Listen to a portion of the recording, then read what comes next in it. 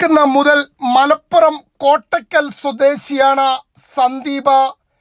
തിരൂരിലെയും കോട്ടയ്ക്കലിലെയും പ്രധാന വ്യാപാരിയാണ്. വ്യാപാരം എന്താണെന്ന് ചോദിച്ചാൽ ഒത്തിരി വ്യാപാരം ചെയ്തിരിക്കുന്നു, എല്ലാം പരാജയം. അങ്ങനെയാണ് പുതിയൊരു വ്യാപാരത്തിലേക്ക് എത്തിയത്, മയക്കുമരുന്നിൻ്റെ. അതിന് പിന്നിൽ ഒരു കഥയുണ്ട്. സ്വന്തമായി ഉപയോഗിക്കുന്നു, പലപ്പോഴും അമിത വില നൽകേണ്ടി വരുന്നത് കൊണ്ട് എന്നാൽ പിന്നെ സ്വന്തമായിട്ട് അങ്ങ് വ്യാപാരം ചെയ്യാമെന്ന് തീരുമാനിച്ചു. ചായ അധികം സന്ദീപ് കുടിക്കഴിഞ്ഞത് നന്നായി, അല്ലെങ്കിൽ തേയിലത്തോട്ടം വാങ്ങിച്ചേനെ.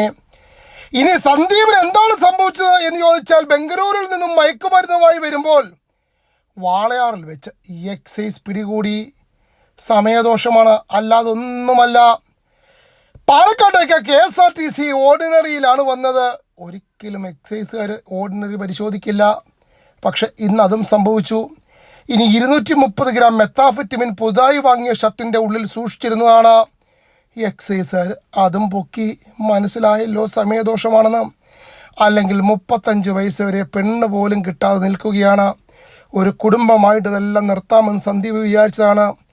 ഇനി എന്തായാലും പെണ്ണ് കിട്ടിയാലും ഇല്ലെങ്കിലും ജാമ്യം കിട്ടാൻ പാടാണ്.